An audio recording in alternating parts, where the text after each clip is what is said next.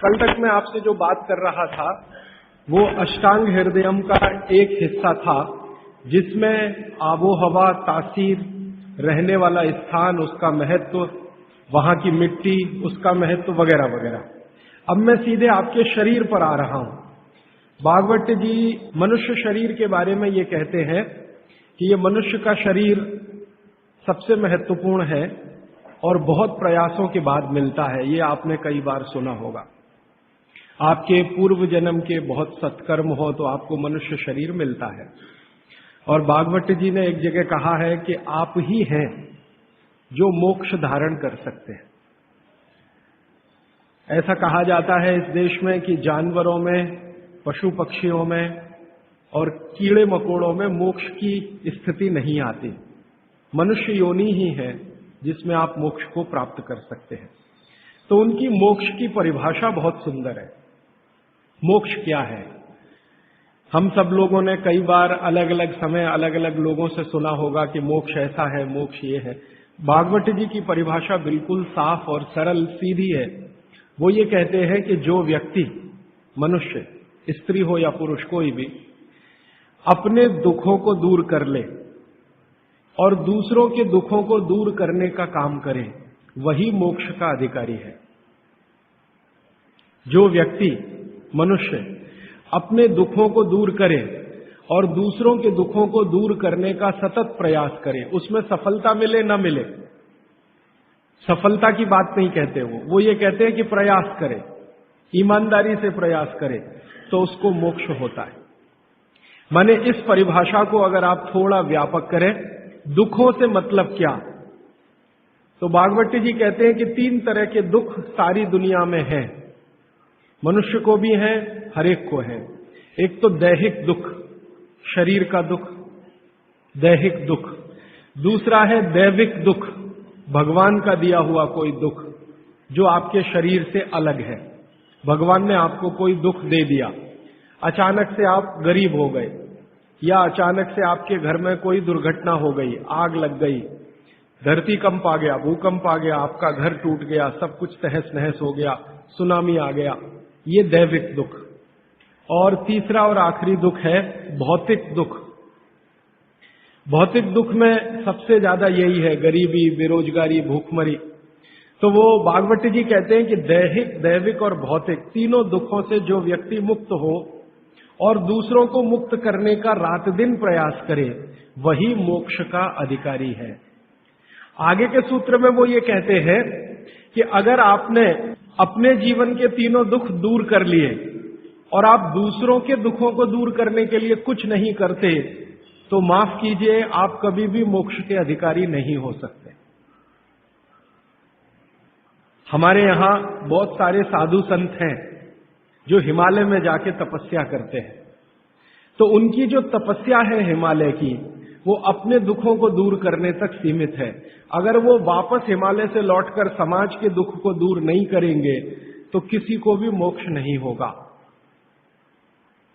भागवत जी कहते हैं कि कोई सदगृहस्थ व्यक्ति है, वो स्वामी नहीं है, महात्मा नहीं है, तपस्वी नहीं है, लेकिन अगर वो अपने दुखों से दूर करते हुए दूसरों के दुखों को दूर करने के काम में लगा हुआ है, तो वो कहते हैं कि वो तपस्या करने वाले से ज्यादा बेहतर है, भले ही वो सदगृहस्थ है। और वो ये कहते हैं कि ज्यादा समय, भागवत जी मानते हैं कि सदगृहस्थ ही है जो दूसरों के दुखों को दूर करने में ज्यादा मदद कर सकते हैं, क्योंकि उन दुखों का अनुभव उन्हें है, जिसका दुख वो दूर करने का कोशिश करें। इसका मतलब ये है कि भागवत जी की परिभाषा में गृहस्थी होना, माने सदगृहस्थ होना, ज्यादा बड़ी बात है। वो साधु संतों के बारे में कहते हैं कि ये सिर्फ अपने दुखों के दूर करने के चक्कर में लगे हुए हैं। भगवान से इनकी जो वार्तालाप है या संवाद है वो अपने तक सीमित है। समाज के लिए सिर्फ प्रार्थना करके बंद कर देते हैं, आगे नहीं बढ़ते। इसलिए वो कहते हैं कि आप अपने दुख दूर करें, दूसरों के दुख दूर करने के काम में सतत लगे, भले प्रयास आपका सफल हो न हो। सफलता की बात वो नहीं कहते। वो ये कहते हैं कि सफलता असफलता वो सब ईश्वर के हाथ में है, आपके हाथ में नहीं है। आप अगर प्रयास कर रहे हैं तो पक्का मानिए कि आपकी मोक्ष में जाने की तैयारी है। ये है उनका सूत्र। यहां से उनकी एक दूसरी यात्रा शुरू होती है। और इस यात्रा में वो ये कहते हैं कि सबसे बड़ा दुख है दैहिक दुख, शरीर का दुख, दूसरा है दैविक दुख भगवान का, और तीसरा है भौतिक दुख। तो आपसे भौतिक दुख की बात करना मैं समझता हूं कोई जरूरी नहीं है, क्योंकि आप जिस वर्ग से आते हैं आपको भौतिक दुख तो मैं मानता हूं नहीं ही है, तो उस पर समय खराब करने से ज्यादा फायदा नहीं। आपसे जो सबसे ज्यादा मैं बात करूंगा, जिसकी जरूरत भी है आपको, वो दैहिक दुख के बारे में बात करूंगा। आपका शरीर का दुख दूर कैसे करें? तो भागवत जी का सूत्र है, वो ये कहते हैं कि शरीर दुख दूर करने के लिए सबसे महत्वपूर्ण है आपका पेट। ये जो पेट है, शरीर का मध्य भाग, वो ये कहते हैं कि शरीर का दुख दूर करने में सबसे बड़ी भूमिका इसकी है। अगर शरीर का पेट और बाकी अंगों के बारे में प्रतिशत के हिसाब से तुलना करें तो 90% दुख पेट से है, 10% दुख है जो पेट के बाहर से है। पेट के बाहर से माने घुटनों से हो सकता है, एड़ियों से हो सकता है, जंघाओं से हो सकता है, या हृदय स्थान से हो सकता है, मस्तिष्क से हो सकता है। इसको आज की भाषा में अगर मैं कहूं, 90% बीमारियां हमारे जीवन की पेट से जुड़ी हुई हैं, 90%। 10% बीमारियां हैं जो पेट के बाहर की हैं। उन 10% में हार्ट अटैक आ गया, उन 10% में पैरालिसिस आ गया, उन 10% में अर्धांग वायु, पैरालिसिस का ही दूसरा नाम है, वो आ गया, एपिलेप्सी आ गई, वगैरह वगैरह, मस्तिष्क की ढेरों बीमारियां। 10% नहीं है बाकी। इस बात को फिर ध्यान दीजिए। पहली बात जो मैंने आपको पहले दिन कही थी कि जिंदगी की बीमारियों में 85% ऐसी हैं जिनको आप खुद ठीक कर सकते हैं, मात्र 15% है जिनमें विशेषज्ञ की जरूरत है। अब भागवत जी की दूसरी महत्व की बात हमेशा याद रखिए कि जितनी बीमारियां हैं उनमें 90% पेट से है, 10% पेट के बाहर से है। और उन 10% में एक्सीडेंट भी शामिल है, आपका ब्रेन हेमरेज भी शामिल है, पैरालिसिस भी शामिल है, हार्ट अटैक भी शामिल है, वगैरह वगैरह। बाकी सब पेट से है। तो भागवत जी कहते हैं कि पेट आपके जीवन का सबसे महत्वपूर्ण अंग है शरीर के लिए और आपको दुख से बचाने के लिए। तो वो कहते हैं कि सबसे ज्यादा ध्यान आपको आपके पेट का रखना है। तो पेट का ध्यान जिंदगी भर आप रखें, उसके लिए उन्होंने सूत्रों की एक श्रृंखला बनाई है। ये सूत्रों का पालन करें तो जीवन में पेट से होने वाला कोई दुख नहीं होगा, माने 90% बीमारियां नहीं होंगी। और ये 90% बीमारियों की संख्या अगर गिनूं तो 148 है। माने आज से मैं जो सूत्र बताने जा रहा हूं, इनका पालन अगर आप करेंगे तो आप अपने जीवन में 148 बीमारियों से हमेशा बचेंगे। और भागवत जी का ये कहना है कि बीमारियों से बचना बहुत महत्व का है बनिस्बत की बीमारियों का इलाज करना। तो अंग्रेजी में अक्सर आपने सुना है prevention is better than cure. तो आप अगर बीमारियों से बच रहे हैं तो वो कहते हैं कि ये सबसे महत्व का है। तो आप उनको आज के सूत्रों को थोड़ा ज्यादा ध्यान से सुने। वैसे तो आप सभी सूत्र ध्यान से सुन रहे हैं, लेकिन आज के जो सूत्र हैं वो जिंदगी का फंक्शनल हिस्सा है। आप जानते हैं कि कोई भी सिद्धांत होता है उसका एक हाइपोथेसिस होता है और उसका एक फंक्शनल पार्ट होता है। तो आज से जो शुरू हो रहा है वो फंक्शनल पार्ट है। इस फंक्शनल पार्ट में सबसे पहला सूत्र भागवत जी का, भागवत जी के लिए उनके 7000 सूत्र सभी महत्व के हैं, सभी महत्व के। उन 7000 में से मैंने कुछ चुनकर निकाले हैं जो मुझे लगता है 2007 के हिसाब से बहुत महत्व के हैं। हो सकता है 3500 साल पहले कोई सूत्र बहुत महत्व के हों और अब 2007 में हमारी जीवन शैली के हिसाब से वो उतने महत्व के ना हो, क्योंकि भागवत जी ने जिस जीवन शैली में रहते हुए वो सूत्र लिखे हैं वो ऋषि मुनियों की जीवन शैली है। आपकी जीवन शैली और ऋषि मुनियों की जीवन शैली में थोड़ा अंतर है। तो आपकी जीवन शैली के हिसाब से मैंने जो सूत्र निकाले और जिनको मैं महत्व का क्रम देता हूं, उसमें सबसे पहला सूत्र, संस्कृत में वो कहते हैं कि पेट जिंदगी भर आपका अच्छा रहे, दुरुस्त रहे। इसका मतलब यह है कि आप जो कुछ भी खा रहे हैं उसका ठीक से आप पाचन करते रहें। वो कई बार ये लिखते हैं अपने सूत्रों में कि खाना महत्व का नहीं है, खाने को पचाना महत्व का है। आपने खाने को खाया, ये इतना महत्व नहीं है। जिसको आपने खाया उसको पचाया, ये ज्यादा महत्व का है। क्योंकि भोजन पचेगा तो रस बनेगा, उसी रस में से मांस, मज्जा, रक्त, मल, मूत्र, वीर्य, मेद, ये सब बनेगा, अस्थियां बनेंगी, और वही आपके शरीर के लिए आगे जीवन में काम आएंगी। तो खाया वो महत्व का, उससे भी ज्यादा महत्व का खाया हुआ पचाया। तो वो कहते हैं कि पेट हमेशा दुरुस्त रहे, माने पाचन क्रिया आपकी हमेशा अच्छे से चलती रहे। इसके लिए पहला सूत्र उन्होंने लिखा भोजनांते विषमवारी। ये पहला सूत्र मेरे हिसाब से, उनके हिसाब से नहीं, मेरे हिसाब से पहला सूत्र भोजनांते विषमवारी। इसका सीधा सा अर्थ है भोजन के अंत में पानी पीना विष पीने के बराबर है। सूत्र ये है भोजन अंते, भोजनांते। आप जानते हैं संस्कृत में मिला के कहने की परंपरा है। भोजन अंते माने भोजन के अंत में, भोजनांते विषमवारी। विष समझते हैं आप, जहर। जहर जैसा क्या है? पानी। भोजन के अंत में पानी जहर के जैसा है, विष के जैसा है। ये सूत्र है। अब इसको थोड़ा व्याख्यायित करता हूं ताकि समझ में आए। भोजन के अंत में पानी विष के जैसा है, ये बात वो कह रहे हैं। इसको समझना चाहिए कि क्या कह रहे हैं। सूत्र उतना ही है, समझने के लिए मैं आपको बहुत उदाहरण दूंगा ताकि आप जल्दी पता कर पाएं। भागवत जी ने एक सूत्र में ये कहा है कि हमारा जो शरीर है, इसका जो मुख्य स्थान पेट है, इसमें एक स्थान होता है पेट के अंदर, नाभि, लेफ्ट साइड में, नाभि से थोड़ा ऊपर जहां मेरा हाथ रखा हुआ है, इस स्थान को कहते हैं जठर। संस्कृत में कहते हैं जठर, हिंदी में कहते हैं आमाशय।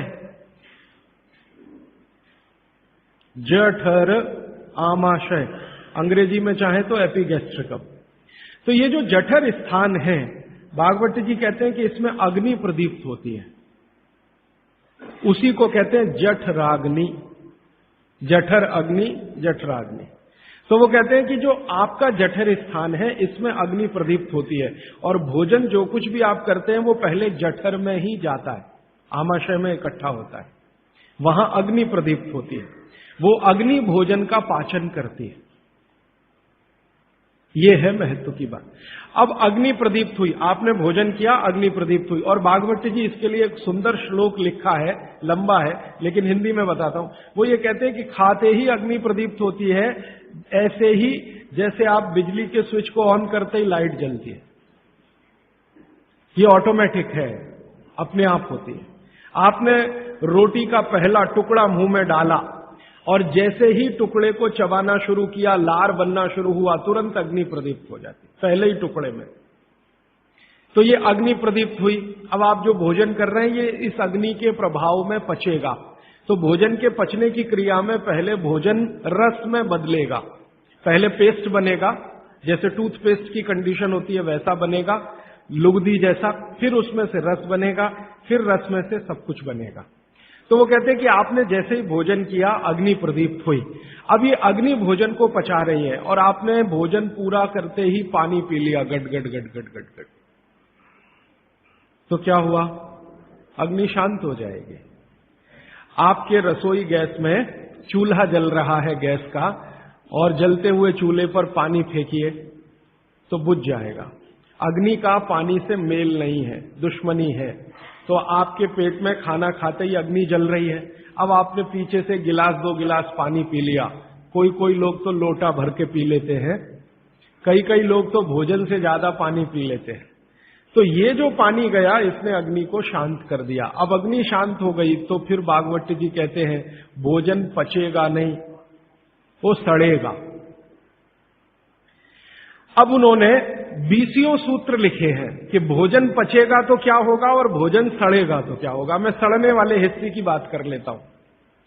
वो कहते हैं कि भोजन अगर सड़ना शुरू हुआ तो सबसे पहले गैस बनेगी, वायु बनेगी, वायु। और ये वायु आपकी जिंदगी हराम कर देगी।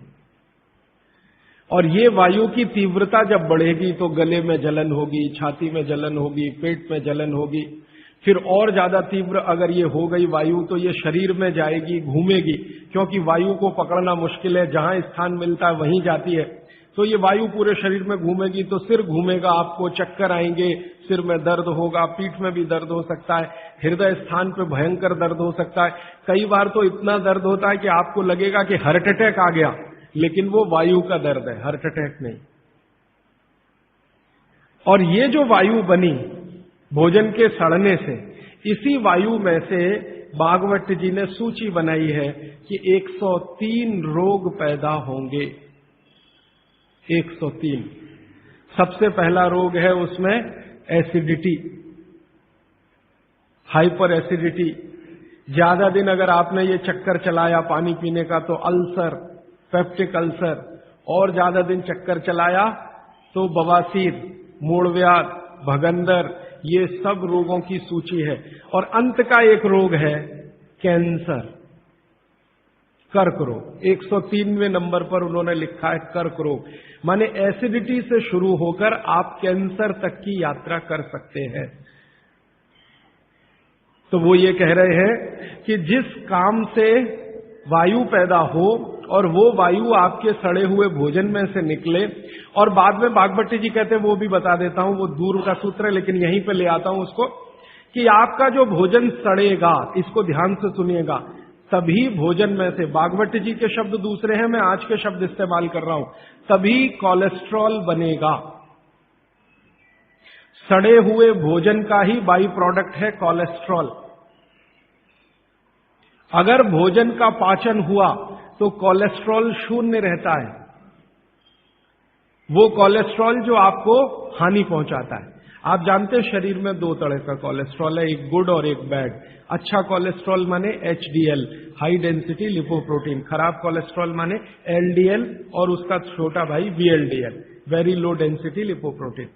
तो भागवत जी कहते हैं कि ये जो खराब कोलेस्ट्रॉल है वो रक्त में तभी आता है जब भोजन पेट में सड़ता है। इसका माने जिनको कोलेस्ट्रॉल बढ़ रहा है या बढ़ा हुआ है वो ध्यान दें, उनको भोजन पच नहीं रहा, उनका भोजन सड़ रहा है। तो कोलेस्ट्रॉल बढ़ेगा तो हार्ट अटैक भी आएगा, कोलेस्ट्रॉल बढ़ेगा तो घुटने भी जड़ हो जाएंगे, सारी संधियां आपकी एकदम कड़क हो जाएंगी, आपको चलना फिरना मुश्किल हो जाएगा, 10 कदम चलना मुश्किल हो जाएगा। तो वो ये कहते हैं कि जब 103 बीमारियां एक छोटी गलती से आती हों तो वो गलती कभी करना नहीं, माने भोजन के बाद कभी पानी पीना नहीं। ये है सूत्र। अब जैसे ये सूत्र पूरा हुआ तुरंत आपके मन में प्रश्न आएंगे कि पानी कब पीना, पहला ही प्रश्न। तो भागवत जी कहते हैं कि पानी कब पीना वो खुद ही उत्तर दे रहे हैं आगे के सूत्रों में, क्योंकि शायद मालूम है कि मनुष्य की जिज्ञासाएं होने ही वाली है। तो पहले सूत्र में लिख दिया भोजनांते विषमवारी कि भोजन के अंत में पानी मत पियो। अगले ही सूत्र में वो कहते हैं कि कम से कम 1.5 घंटे के बाद पानी पियो। अब ये जो 1.5 घंटे का कैलकुलेशन है ये क्या है? ये भागवत जी कहते हैं कि जो आपने खाया वो आपके जठर स्थान में 1.5 घंटे तक अग्नि के प्रभाव में रहता है, 1.5 घंटे तक। और जानवरों के लिए भी उन्होंने बताया है, वो कहते हैं कि जानवर जो कुछ खाते हैं उनके पेट में भी अग्नि है, जठर अग्नि, वहां 4 घंटे तक अग्नि का प्रभाव रहता है जानवरों के शरीर। मनुष्य शरीर में 1 से 1.5 घंटे का उन्होंने बताया, और 1 से 1.5 घंटे का वो बताया है तो अलग अलग क्षेत्र के हिसाब से। जैसे आप दक्षिण भारत में हैं, कोई उत्तर भारत में है, कोई पूर्वी भारत में है। अब मान लीजिए उत्तरांचल का कोई आदमी इसी सूत्र को पढ़ेगा तो उसको तो अग्नि का असर 2 से 2.5 घंटे रहेगा, पहाड़ वाला। लेकिन आपके लिए मैं बात कर रहा हूं तो 1 से 1.5 घंटा। तो वो कहते हैं कि 1 से 1.5 घंटे पेट में अग्नि का प्रभाव है। जब तक अग्नि का प्रभाव है पानी मत पियो, क्योंकि पानी पीते ही अग्नि बुझेगी। अग्नि का काम है भोजन को पचाना, पचेगा नहीं तो सड़ेगा, सड़ेगा तो 103 रोग पैदा करेगा। तो सीधा सा दूसरा सूत्र है कि भोजन के 1.5 घंटे के बाद पानी पीना। ठीक है, अब तुरंत आपके मन में सवाल आएगा, भोजन के बीच में पीना कि नहीं पीना, और भोजन के पहले पीना कि नहीं पीना। भागवती जी ने इसका उत्तर अगले सूत्रों में दिया है। वो ये कहते हैं कि भोजन के पहले पानी पीना तो कम से कम 40 मिनट और अधिक से अधिक 1 घंटा। आपको सीधा सा हिसाब बताता हूं, 10 बजे खाना अगर खाना चाहते हैं तो 9 बजे से लेकर 9:20 तक आप चाहें उतना पानी पी सकते हैं। 9 बजे से लेकर 9:20 तक। और बीच में पीना कि नहीं, तो इसके लिए भागवती जी कहते हैं, ये बहुत साइंटिफिक बात उन्होंने कही है, बहुत साइंटिफिक है। वो कहते हैं कि अगर आपके भोजन में 2 अन्न हैं, दो अन्न, माने एक रोटी खा रहे हैं आप, वो गेहूं है, और दूसरा चावल खा रहे हैं, तो चावल और गेहूं 2 अन्न है। तो और सामान्य रूप से आप सभी के भोजन में शायद 2 ही अन्न होते हैं, इसलिए मैं ये सूत्र कह रहा हूं। ये 1 अन्न वालों के लिए नहीं है, 2 अन्न वालों। जो 2 अन्न खाते हैं भोजन में, उनको एक अन्न की पूर्ति पूरी हुई और दूसरे की शुरू होने वाली है, तो बीच का जो जंक्शन पॉइंट है, इस पे पानी पीना। मतलब इसका सीधा है, रोटी पूरी हो गई, अब आप चावल खाने की तैयारी कर रहे हैं, तो रोटी खाने के बाद चावल खाने से पहले आप जरूर पानी पीना, लेकिन मात्रा कितनी? तो वो कहते हैं 2 या 3 घूंट, इतना ही। उसके बाद जब दूसरा अन्न आपने शुरू कर दिया, फिर नहीं, फिर तो पूरा आप भोजन ही करके उठिए। अब आप भोजन कर लिया तो गला साफ करने के लिए थोड़ा 1-2 घूंट और पी लेना, गला साफ करने के लिए। पानी पीने के लिए नहीं है, वो गला साफ करने के लिए। अब आपके मन में तुरंत एक प्रश्न आएगा कि भोजन के अंत में क्या पीना? फिर पानी तो नहीं पीना, 1.5 घंटे तक तो नहीं पीना, तो कुछ पी सकते हैं। तो भागवती जी ने 3 चीजें बताई हैं, उसके लिए पूरा सूत्र लिखा है कि भोजन के अंत में सबसे अच्छी चीज जो पीने के लिए है वो है छाछ, वो है मट्ठा, दही का तक्रम। जो शब्द उन्होंने इस्तेमाल किया वो तक्रम माने यही है, लगभग छाछ मट्ठा के आसपास की चीज, तक्रम। वैसे तक्रम की उन्होंने परिभाषा दी है कि दही को खूब अच्छे से मथने के बाद उसका मक्खन जो निकल गया, तो मक्खन निकालकर जो बचा वो तक्रम। मक्खन रह गया तो वो लस्सी, लस्सी पीने के लिए नहीं कह रहे, तक्रम की बात है। तो आप भोजन के बाद जो सबसे अच्छी चीज पी सकते हैं वो है छाछ, वो है मट्ठा। मट्ठा शब्द एकदम अच्छा है, हिंदी का शब्द है, शायद आप सब समझते हैं। गुजराती हैं तो छाछ आप अच्छे से समझते हैं। तो छाछ पिए हैं या मट्ठा पिए हैं, ये सबसे अच्छी चीज। दूसरी सबसे अच्छी चीज उन्होंने बताई है वो है दूध, दूध दूसरी सबसे अच्छी चीज। और तीसरी सबसे अच्छी चीज बताई है फल का रस, कोई भी फल का रस, लेकिन वो कह रहे हैं मौसमी फल का रस, जिस मौसम में जो फल आता है उसका रस, माने मौसम के विरुद्ध के फल नहीं। आज का मौसम आम का नहीं है, तो आम का रस अभी पिए तो नहीं चलेगा। आज का मौसम गन्ने के रस का है, तो गन्ने का रस ही पिए। थोड़े दिन के बाद संतरे के रस का मौसम आ जाएगा, तो संतरे के रस का। भागवती जी कहते हैं कि जो चीज प्रकृति ने जिस समय में प्रचुर मात्रा में उपलब्ध कराई हो, उसका रस। तो आप ये कहें कि कोल्ड स्टोरेज से लाया हुआ संतरा और उसका रस निकाला या मौसमी का रस, ये सर्वनाश करेगा, सत्यानाश नहीं, सर्वनाश करेगा।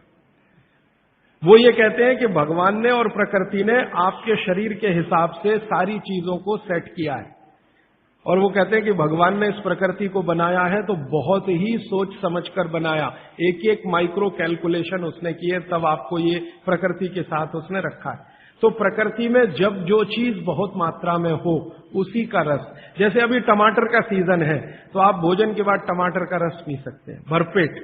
इस समय गन्ने के रस का सीजन है, तो भोजन के बाद आप गन्ने का रस भरपेट पी सकते हैं। जो भी अभी थोड़े दिन में अंगूर का सीजन आ जाएगा, तो भोजन के बाद अंगूर का रस पी सकते हैं। संतरे का जब जब जो सीजन आए वो ध्यान रखना है। अब इसमें आगे एक सूत्र है, वो बहुत महत्व का है। भागवती जी कहते हैं मट्ठा या छाछ कब पीना, दूध कब पीना, रस कब पीना। तो उसके लिए उन्होंने बहुत स्पष्ट और बहुत जोर देकर ये कहा है कि मट्ठा हमेशा दोपहर के भोजन के बाद ही पीना, सामान्य लोगों के लिए। असामान्य लोगों के लिए बाद में बताऊंगा। जो सामान्य लोग हैं आपके मेरे जैसे, मट्ठा हमेशा दोपहर के भोजन के बाद ही पीना। और दूध हमेशा रात के भोजन के बाद ही पीना। दूध माने शाम को 6-7 बजे के भोजन के बाद ही पीना। और जूस हमेशा सुबह के भोजन के बाद ही पीना। सुबह का भोजन माने नाश्ता। भागवत जी ने नाश्ता शब्द कहीं नहीं इस्तेमाल किया है, सुबह का भोजन। आप उसको नाश्ता कैसे? तो सुबह के भोजन के बाद जूस, दोपहर के भोजन के बाद मट्ठा और रात के भोजन के बाद दूध। और वो ये कहते हैं आगे के सूत्र में कि इनका क्रम उल्टा सीधा मत करना कभी। माने सुबह के भोजन के बाद दूध पी लिया, रात के भोजन में जूस पी लिया या मट्ठा पी लिया। वो कहते हैं ये उल्टा क्रम आप मत करना। क्यों नहीं करना? तो आगे वो एक्सप्लेनेशन देते हैं, वो ये है बहुत महत्व का, कि हमारे शरीर को मट्ठे का पाचन होने के लिए जो रस की जरूरत होती है, रस माने एंजाइम, जो एंजाइम या रस की जरूरत होती है वो दोपहर को ही होते हैं पेट में। इसी तरह हमारे शरीर में दूध का पाचन होने के लिए जो रस की जरूरत पड़ती है या एंजाइम की जरूरत पड़ती है वो सूर्यास्त के बाद ही होते हैं, या सूर्यास्त के समय ही उनकी उत्पत्ति शुरू होती है। और जो रस और एंजाइम की जरूरत जूस पचाने के लिए है वो सुबह ही होते हैं। इसलिए आप नियम बना लो, ब्रेकफास्ट में जूस, लंच में मट्ठा छाछ और डिनर में दूध। बच्चों को भी यही नियम, बड़ों को भी यही नियम। अब आप कहेंगे हमारे बच्चे तो स्कूल जाते दूध पीकर जाते हैं, तो बदल दो, जूस पीकर भेजो या पिलाकर भेजो। और आप कहेंगे जी पिएंगे नहीं। आप जैसी आदत डालेंगे बच्चे वैसे ही होने वाले हैं, क्योंकि बच्चे अपने से कुछ नहीं सीखते, वो आपका सिखाया हुआ है सारा कुछ। तो अब तक आपने बच्चों को दूध पीने की आदत डाली है, आज से माफी मांग लो कि गलती हो गई हमसे। अब हम आपको चाहते हैं कि आप जूस पी के जाओ। क्यों जाओ? तो उनको ये बात समझाओ, शायद समझ जाए, वो भी समझ जाएंगे तो उनकी भी जिंदगी में ये परमानेंट हो जाएगा। सुबह के नाश्ते के बाद जूस पीना, दोपहर के भोजन के बाद मट्ठा, रात के भोजन के बाद दूध। ये सूत्र है। अभी इसके आगे का सूत्र भागवत जी कहते हैं कि आप खाने के 1.5 घंटे के बाद पानी पिएं, क्योंकि जठर के अग्नि के प्रभाव में खाना 1.5 घंटे तक रहता है। तो पानी कैसे पिए? कैसे पिए पानी? तो हमारे यहां पानी पीने के बहुत तरीके हैं। लोटा मुंह से लगाया, गट गट गट गट उतार लिया। गिलास मुंह से लगाया, गट गट गट गट उतार लिया। क्या ये तरीका? तो भागवत जी कहते हैं नहीं, ये तरीका बिल्कुल गलत है पानी पीने। वो कहते हैं कि पानी को चुस्कियां ले लेकर पिए, घूंट भर भर के पानी पिए, सिप ले लेकर पानी पिए। ऐसा पानी पीने का नियम। जैसे आप गर्म दूध पीते हैं ना, भागवत जी बिल्कुल उसके समकक्ष रखते हैं कि गर्म दूध आप जैसे पीते हैं एक एक सिप या चुस्की लेकर घूंट भर के, ऐसे ही पानी पिए। अब ये क्यों? ये समझ लें। आप एक साथ पूरा पानी उतारें गले के नीचे और एक एक घूंट पानी उतारें गले के नीचे, दोनों में जमीन आसमान का अंतर है। क्या अंतर है? मैं आपको एक महत्व की बात समझाना चाहता हूं, ये जीवन भर याद रहे तो बहुत अच्छा। हमारे पेट में भोजन को पचाने के लिए अग्नि होती है और इस अग्नि को तीव्र करने के लिए अम्ल होता है, अम्ल, एसिड। आप जानते हैं पेट में अम्ल बनता है, प्राकृतिक रूप से बनता है। अब पेट में तो अम्ल बनता है और भगवान ने ऐसी व्यवस्था की है कि पेट में अम्ल दिया है और मुंह में क्षार बनता है, जिसको लार कहते हैं आप, लार, स्लाइवा, सेलिवा, लार, लाला रस, अलग अलग नामों से आप जानते हैं। तो मुंह में बनती है लार, ये है क्षार, और पेट में बनता है अम्ल। आप थोड़ा भी अगर विज्ञान जानते हैं तो आप जानते हैं कि क्षार और अम्ल को मिलाओ तो हो जाता है न्यूट्रल। अम्ल और क्षार आपस में मिले तो न्यूट्रल होता है, माने सामान्य चीज बनती है, जिसको हम लोग कहते हैं लवण। एक लवण होता है नमक, वो अलग है, केमिस्ट्री के लवण की बात कर रहा हूं। तो अम्ल और क्षार आपस में मिलते रहे तो न्यूट्रल होते हैं। अम्ल का मतलब है जिसका पीएच 7 से कम है, और क्षार का मतलब है जिसका पीएच 7 के आगे है, और न्यूट्रल का मतलब जिसका पीएच 7 है। ये जो पानी है ना, पानी, ये ना अम्ल है ना क्षार है, ये न्यूट्रल है। तो भागवत जी कहते हैं कि पेट आपका अक्सर पानी के जैसा रहे तो बढ़िया। और जिनका पेट पानी के जैसा, माने पेट की अम्लता ना बढ़े और पेट का क्षारपन भी ना बढ़े, pH 7 के आसपास रहे, तो भागवत जी कहते हैं ऐसे व्यक्ति को 100 से ज्यादा वर्ष जीने की पूरी गारंटी है।